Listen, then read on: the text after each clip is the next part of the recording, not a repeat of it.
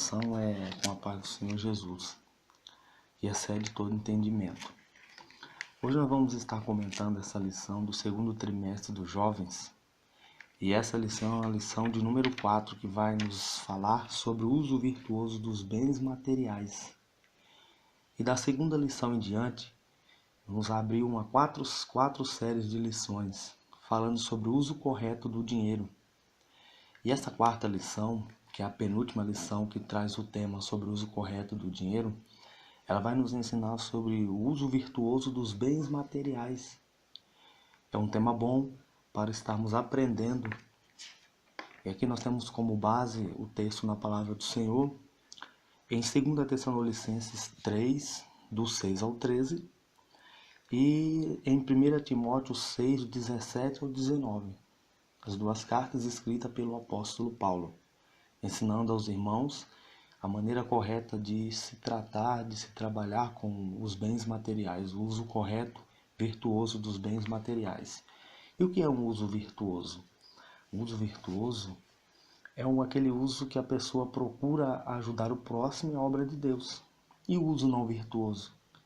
É a pessoa que ele tem um hábito de consumo, é uma pessoa consumista, e ele não ajuda na obra de Deus, ele não se cansa de gastar, mas também não ajuda na obra do Senhor, ajuda os necessitados, as pessoas que necessitam. E aqui essa lição vai estar nos ensinando o uso correto do uso virtuoso dos bens materiais. E temos aqui dois objetivos. O ponto 1, que é do primeiro tópico, com os seus respectivos subtópicos, nos diz que devemos refletir a respeito da importância do crente ter o seu trabalho, o seu próprio sustento. E o 2, advertir o perigo de se colocar a confiança na incerteza dos bens materiais e não em Deus. E nós vamos agora para o primeiro tópico. O primeiro tópico diz que o cristão deve viver com o seu próprio dinheiro, fruto do seu trabalho. E o primeiro subtópico, o problema do abandono do trabalho pelos Tessalonicenses.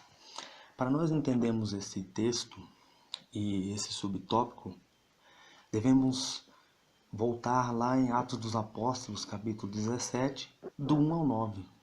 O apóstolo Paulo, por 3 sábados, ficou disputando com os judeus nas sinagogas, como era de costume, e pregando a palavra de Deus. E qual era o tema do apóstolo Paulo? O apóstolo Paulo pregava a salvação através do Senhor Jesus Cristo, o amor de Deus revelado através de Jesus. E muitos dos religiosos da época, não gostando do apóstolo Paulo apresentar ao Senhor Jesus Cristo, nosso Salvador, persegue o apóstolo Paulo. E os irmãos veem a necessidade de, pela noite, mandar o apóstolo Paulo para a Bereia, a fim de que ele não perdesse a sua vida. E é a primeira vez que Paulo tinha passado por aquele lugar, porque ele estava na sua segunda viagem missionária, e era a primeira vez que Paulo passava por aquela cidade. E os irmãos eram novos convertidos, que precisavam de um discipulado, precisavam aprender a palavra de Deus. E Paulo não teve o tempo de ensinar mais aos irmãos. Mas o que chama a atenção é que o pouco tempo que o apóstolo Paulo passa por ali, logo depois que ele encontra Timóteo em Corinto, ele envia Timóteo para aquele lugar para ver como que os irmãos estavam.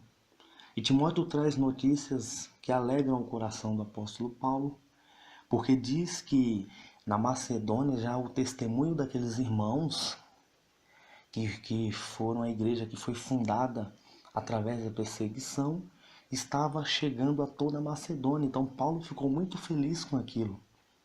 Mas também Timóteo trouxe as notícias também dos problemas que havia naquela igreja. E um dos problemas que os irmãos não tinham entendido a respeito da volta do Senhor Jesus Cristo. Eles estavam sustentados nessa falsa doutrina de que Jesus Cristo ia voltar naqueles dias. E muitos dos irmãos, sabendo daquilo, entendendo aquilo da maneira errada, pararam de trabalhar, pararam de buscar o seu próprio sustento com o seu suor. E começaram a aproveitar aqueles irmãos que trabalhavam.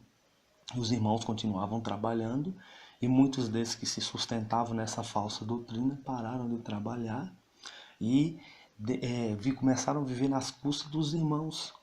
E aí Timóteo vem até Paulo com essa questão apresentada pelos irmãos. E o apóstolo Paulo então adverte os irmãos a respeito dessas pessoas, que essas pessoas tinham que ficar esperando a volta de Jesus Cristo, mas trabalhando e não aproveitando dos irmãos, como é nos nossos dias atuais. Muitas pessoas com vigor, com ânimo, com força para trabalhar, jovens, e não têm vontade de trabalhar, não têm ânimo para trabalhar porque já se acostumou em viver, às vezes, às custas dos seus irmãos, da família. Muitos vivem à custa das pessoas e se acostumaram a não viver nessa, com falsas doutrinas teológicas, como esses irmãos levantaram essa doutrina teológica falsa. E o que nós temos que entender que há pessoas chamadas por Deus para viver somente da obra, como um pastor.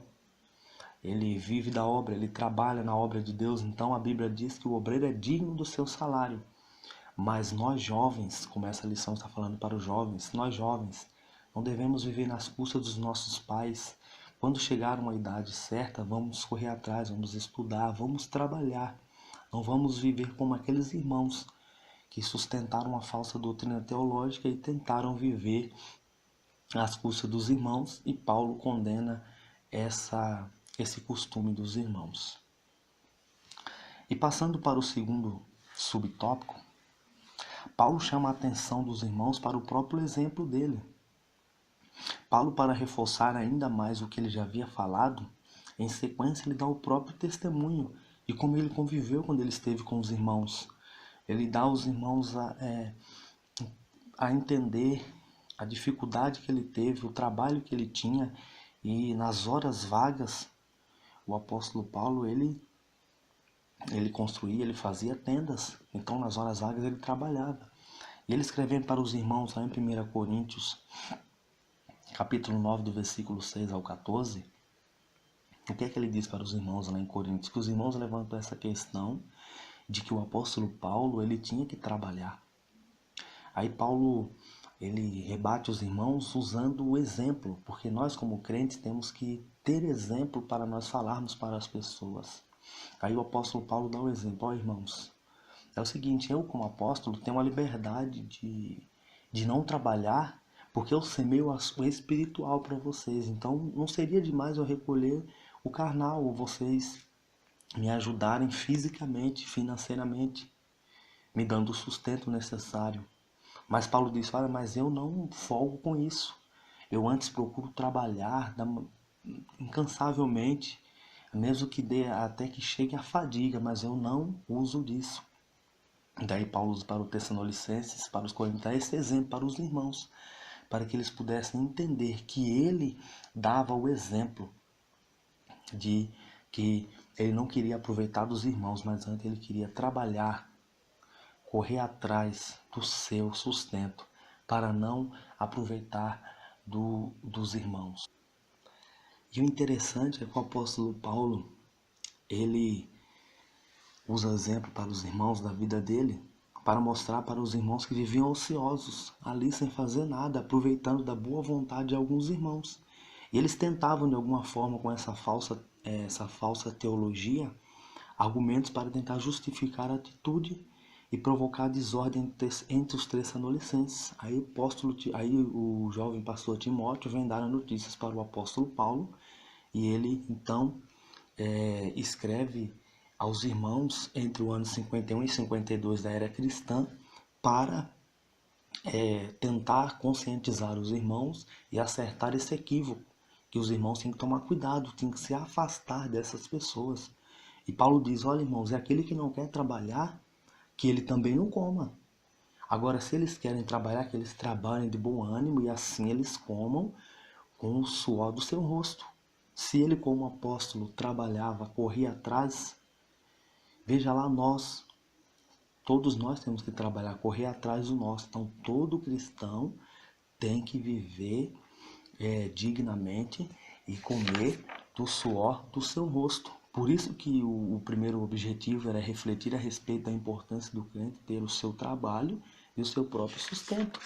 Nós estamos esperando a volta do Senhor Jesus Cristo também, mas nós temos que correr atrás do nosso sustento, do nosso trabalho e nos sustentar a nossa família, esperando a volta do Senhor, porque a nossa vida continua, nós somos seres humanos, servos de Deus, mas somos seres humanos. Amém? Agora vamos para o subtópico 3, que diz: a ociosidade dos Tessalonicenses é condenada, do versículo 10 ao versículo 13. Na primeira carta, o apóstolo Paulo já havia advertido os irmãos, como o autor diz aqui, a trabalhar lá em 1 Tessalonicenses 4, do 11 ao 12. Mas parece que as recomendações dele não surtiram nenhum efeito. Os irmãos, como se diz aquele ditado, entrou no ouvido, saiu no outro, e os irmãos não ligaram. Daí o apóstolo Paulo fala usando a sua autoridade. Ele diz: olha, irmãos, vocês devem disciplinar tais membros. Por que Paulo diz isso? Porque já tinha falado, primeiro alertado os irmãos, e eles não estavam nem aí. Aí o apóstolo Paulo agora fala: olha, vocês disciplinam esses membros. E vocês dizem para ele assim, ó, se eles não querem trabalhar, eles também não comam. E o interessante é que Paulo disse: mandamos-vos. É utilizado em outros momentos, em 1 Tessalonicenses 4, do 11, 4, versículo 11, 2 Tessalonicenses 3, do 4 e 6 e em diante. Essa palavra, ela tem uma referência a uma ordem militar de execução obrigatória. Então Paulo estava falando, estava dando uma obrigação para eles, era obrigatório, era uma ordem. Se eles não obedecessem, eles receberiam pena de traição.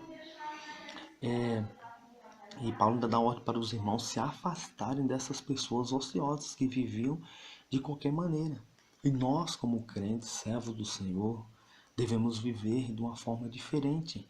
Devemos ser uma pessoas dignas, trabalhadoras, pessoas que honram a nossa família, pessoas que ajudam a igreja, pessoas que ajudam o próximo e aos necessitados. Mas como que nós vamos ajudar o nosso próximo?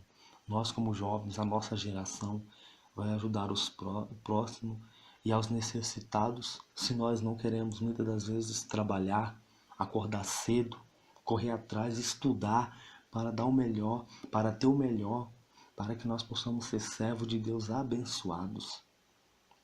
E fica aquela pergunta: será que nós temos condições para trabalhar e participar financeiramente nas despesas da família?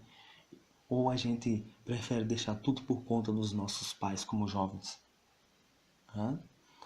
Daí vem aquela questão, ponto importante que diz: as pessoas mal intencionadas procuram sempre a oportunidade para viver na ociosidade, ou seja, sem fazer nada, correndo atrás de questões que não tem nada a ver, enquanto pessoas estão suando, trabalhando, enquanto nossos pais às vezes estão suando e estão trabalhando, serviço pesado, e nós às vezes vivemos na ociosidade.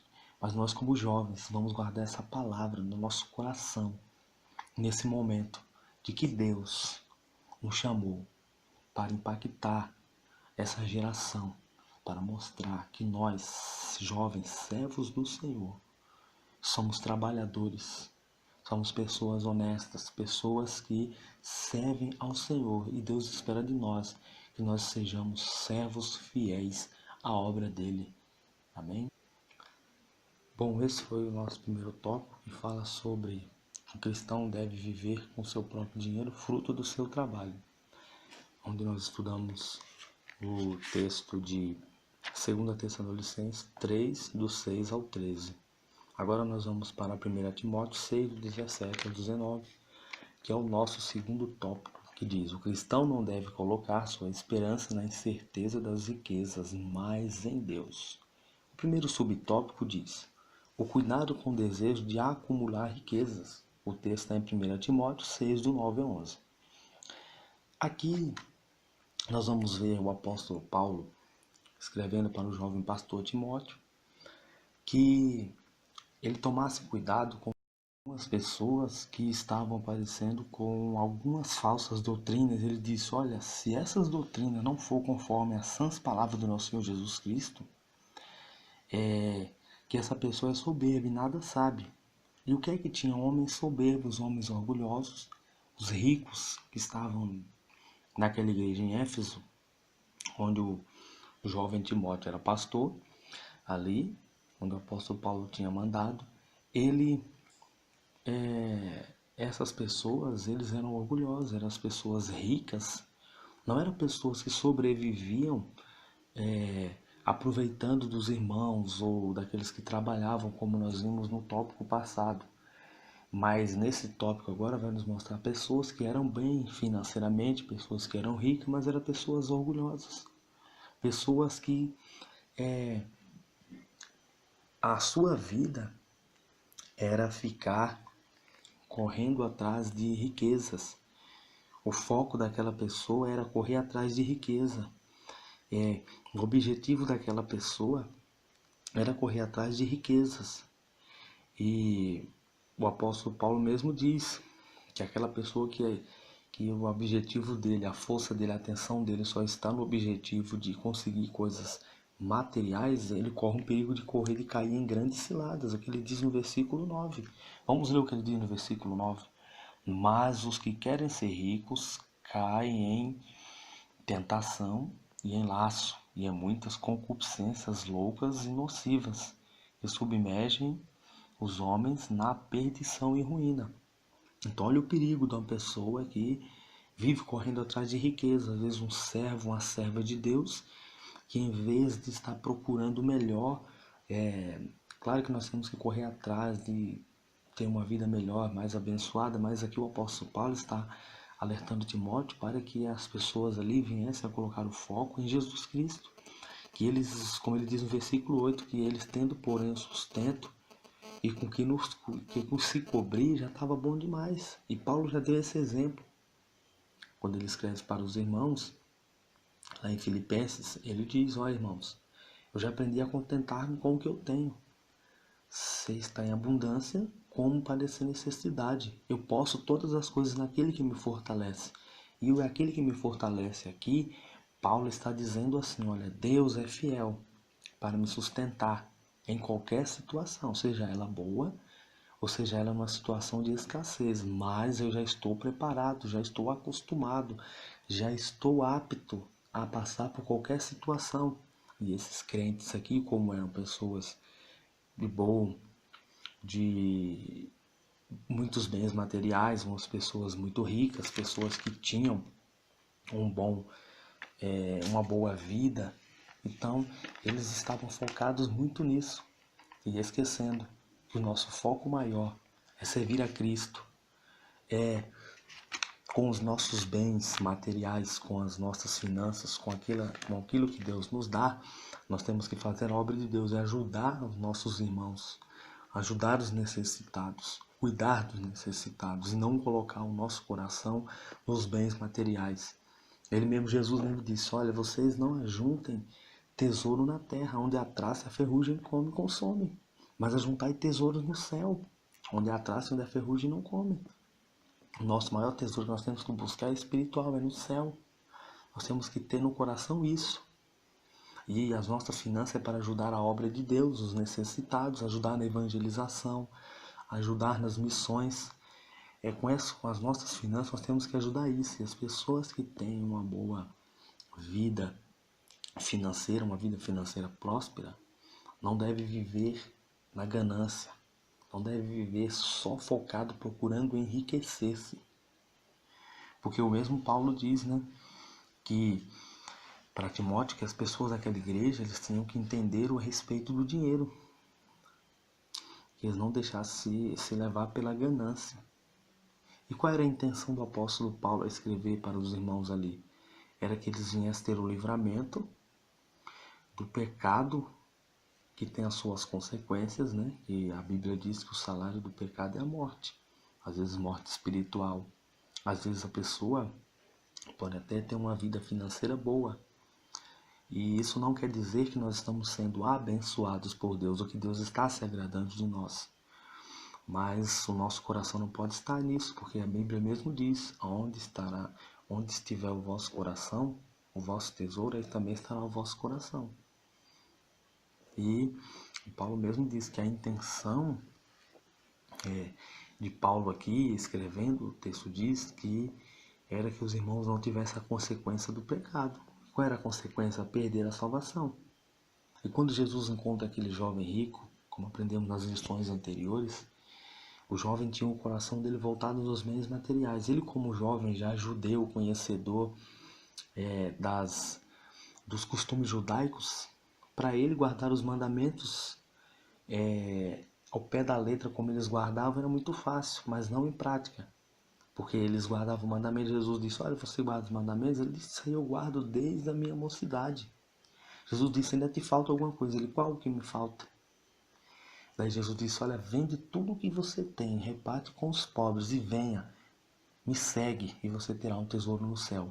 E a Bíblia diz que aquele jovem ficou muito triste, porque ele era muito rico. O coração daquele jovem estava nas riquezas, nos bens materiais. E que o nosso coração, como jovens servos do Senhor, esteja voltado no Senhor Jesus Cristo, na salvação, na vida eterna. E que as nossas finanças, o que Deus nos der, os nossos bens materiais, seja para a glória dele, seja para honrar o nome dele, seja para ajudar o nosso próximo, seja para ajudar a igreja, seja para ajudar na evangelização, nas missões, na assistência social da igreja. É isso que agrada a Deus. Amém? Esse é o nosso primeiro subtópico. Vamos para o segundo subtópico agora. E o nosso subtópico 2 diz: o rico altivo não entrará no reino de Deus. Repito, o rico altivo não entrará no reino de Deus. 1 Timóteo 6, versículo 17. A condição social de uma pessoa financeira que uma pessoa tem não determina que ela tenha uma vida, que ela tenha vida eterna e que ela tenha uma vida com Deus. Porque Paulo adverte os irmãos ricos ali para não colocar a confiança dele na incerteza das riquezas, porque a riqueza, materialmente falando, ela não é uma coisa que não é certa, é uma coisa incerta, é uma coisa que passa. Isso é passageiro. Quando nós morremos, descemos à sepultura, nós não levamos os nossos bens materiais, aquilo que temos. Então Paulo fala para os irmãos: vocês tomem cuidado, para que vocês não sejam altivos e coloquem a confiança de vocês na incerteza das riquezas que você tem. Inúmeras pessoas hoje nos nossos dias vivem acumulando riquezas, trabalhando, suando, trabalhando e às vezes acham que vão dar o melhor para a família. E quando aquela pessoa acorda, ele até consegue muitas das vezes alcançar muitas coisas materiais, mas quando ele acorda, ele perdeu a família. Ele colocou a família dele em risco. Ele até alcançou aqueles objetivos, mas ele perde a família, porque ele não tem atenção, não tem um cuidado com a família. E Deus, ele ama, a vontade de Deus, melhor dizendo, é que nós amemos a nossa família, que nós cuidemos da nossa família. Mas não só trabalhando, correndo atrás de conseguir coisas, de granjear bens materiais, de granjear coisas para que nós possamos ter muitos bens. Não. O que Deus quer é que nós buscamos simplesmente o que é necessário.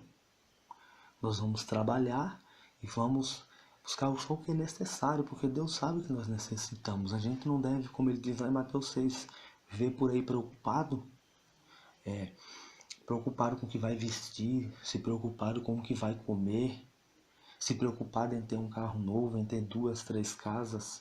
Não é errado isso, mas nós não podemos colocar o nosso coração, a nossa vida nisso e achar que se nós estivermos granjeando essas coisas, nós estamos no centro da vontade de Deus. Aí Jesus diz lá em Mateus 6,33, mas buscai primeiramente o reino de Deus e a sua justiça, e todas essas coisas vos serão acrescentadas. Que todas essas coisas é essa? O que ele diz lá em cima, o necessário.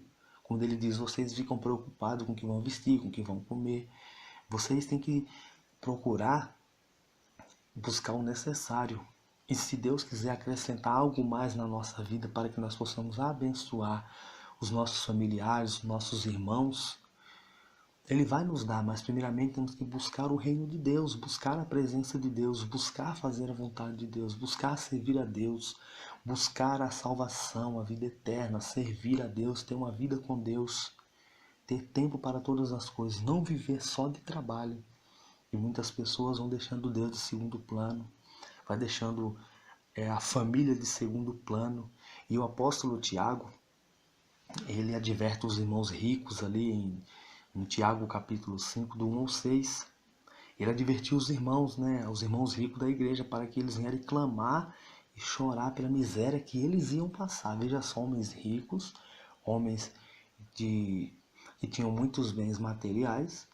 Agora, o apóstolo Tiago estava falando: olha, vocês vão passar por uma grande decepção, por uma grande miséria. Então vocês vão clamar e vão chorar por os necessitados. Por quê? Eles estavam explorando os irmãos mais necessitados, os escravos, os irmãos que trabalhavam para ele, os escravos, e eles, em vez de pagar corretamente, estavam aproveitando das pessoas. Aí Tiago olha, e o Senhor ouviu, e o clamor deles está chegando diante de Deus. E isso serviria para a condenação daqueles homens ricos. Então, o que nós devemos fazer é buscar a Deus, não buscar riquezas materiais, bens materiais. Vamos seguir a nossa vida, trabalhar, correr atrás do melhor, mas buscar a Deus em primeiro lugar na nossa vida.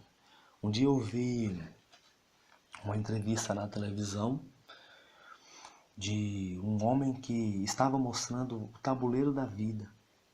E ele colocava muitas coisas naquele tabuleiro e nos mostrava o exemplo. Primeiro ele colocou várias coisas, as nossas necessidades, carro, casa, shopping, tudo que a gente quer buscar, bens materiais, muitas coisas. E aquilo foi enchendo aquele tabuleiro e ficou uma bagunça, aquele monte de coisa, e não cabia tudo. Aí de repente ele pegou uma peça bem grande, colocou bem no centro, e escrito naquela peça estava Deus. E ele foi arrumando as outras peças, as coisas que precisavam, que era necessário, era carro, casa, ir ao shopping, família, e foi colocando tudo, arrumando como Deus quer que a nossa vida seja, e aquilo se encaixou certinho, e o maior espaço estava lá, Deus. Então Deus tem que estar no centro da nossa vida, no centro da vontade da nossa vida. O que nós temos que colocar Deus em primeiro lugar, Deus no centro, e as outras coisas, isso vai acontecendo gradativamente. Então que nós venhamos a buscar a Deus primeiramente, a servir a Deus e fazer a vontade dEle. E que se tem alguém que está ouvindo neste momento esta mensagem, dessa reflexão sobre a escola dominical, nessa lição de número 4 sobre o uso virtuoso dos bens materiais, e você tem feito da maneira errada, hoje é o dia de você mudar, se arrepender e as suas finanças você usar para ajudar os pobres, necessitados, ajudar a obra de Deus, ajudar as missões, evangelismo. Ok? Que as nossas finanças sejam para que o nome do Senhor seja glorificado e que nós vamos buscar granjear tesouros lá no céu, onde a traça e a ferrugem não consomem. Vamos para o subtópico 3.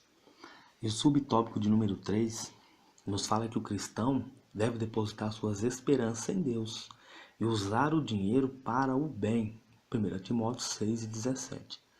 A recomendação de Paulo para os ricos ali era que eles precisavam reconhecer Deus como a fonte de todos os bens. Que os nossos bens nós alcançamos, Deus é a fonte de tudo. E os ricos têm que ser incentivados a praticar o bem, fazendo obras de generosidade, ajudando aos necessitados, às pessoas que precisam, fazendo obras de solidariedade. Nós não devemos, as bênçãos materiais não devem ser frutadas e usadas por uma vida inútil e egocêntrica, mas por uma vida produtiva, para o avanço do reino de Deus. E aí Jesus mostra para nós, contando uma história lá em Lucas 12, do versículo 3 ao 21, que às vezes a pessoa é rica no mundo, rica para o mundo, mas para Deus ela é pobre.